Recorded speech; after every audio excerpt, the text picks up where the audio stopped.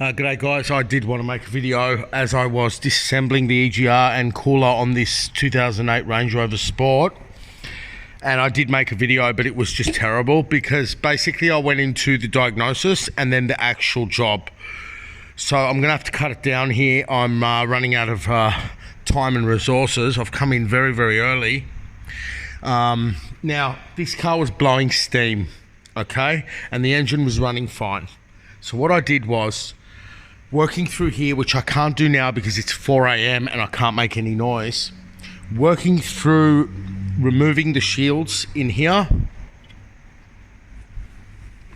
I came to this EGR cooler and manipulated this clip off, okay, and now I'm going to come to my bench, this clip, and pressure tested the system at about 7 psi. Water came out of this EGR cooler. Now that's the EGR cooler there, okay. Now the first tip I've got to get this clip off, you can raise the vehicle and put your hand in the gap behind the chassis rail and get the exact right screwdriver for that, which in this case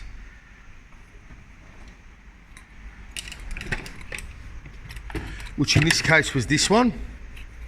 So what you do, if you're going to do the job, you're going to need a new clip anyway, but it's got to fit in here exactly and it just pops off. Now for installation of this clip, just understand one thing. This hook is to put the clip in a position where you can actually get a tool around it to clip it over. So as you can see here, the new clip here,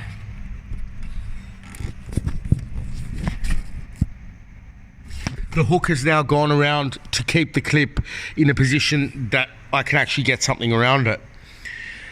Okay, so that's about the clip. Now, the parts are very expensive in Australia. Okay, so the customer's chosen to go second hand. This is also apparently very rare. I don't know how rare it is, but apparently it's very rare that the EGR cooler fill up with water. The water's all gone now, but yeah. Luckily it was on this side, not on the turbo side. This is a 2.7 diesel turbo.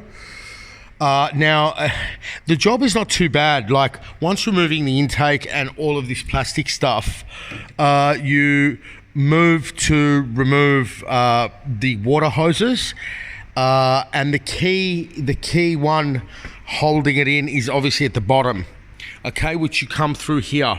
Now once you remove these heater hoses and swing them out of the way and loosen the fuel hoses from up there and swing all of them out of the way, you can see that the EGR swings into there and comes out here.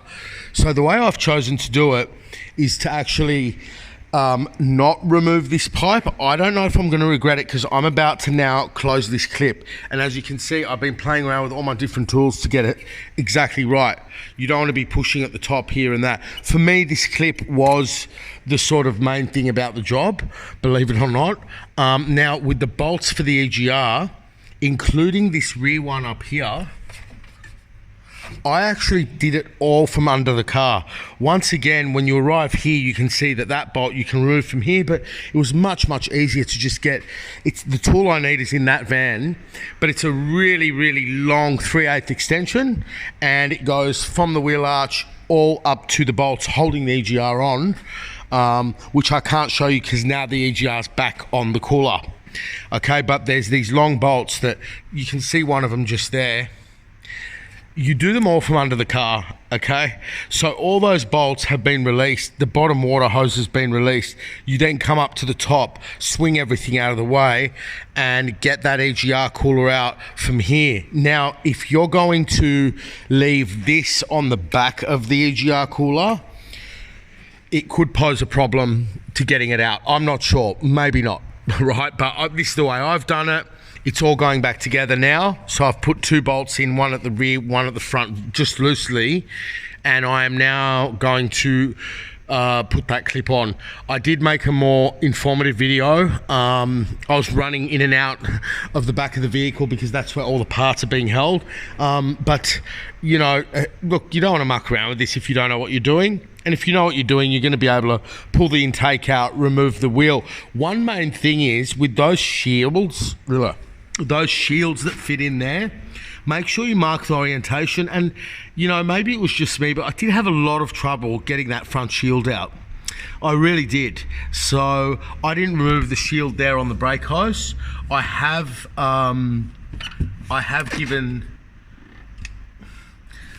moved the ABS line out. Sorry. This what happened in another video. The light kept dropping, and okay, so I did move this out. Okay, but I never bent that, but I did bend this shield around quite a bit. Just mark the orientation of the brackets that hold the shield on here, and how the two holes in it obviously line up with the second shield. Is there anything else that I need to tell you? Well, you can see there the bottom bolt, and it doesn't look accessible, but you've got to remember something. The water hose has gotten in the way. So once this water hose is out, you can see the bottom bolt is quite accessible with the wheel off. Okay, and that rear bolt you get from here, you go over the steering column with a really long extension and get it that way. So that's that. Apparently it's a very rare failure.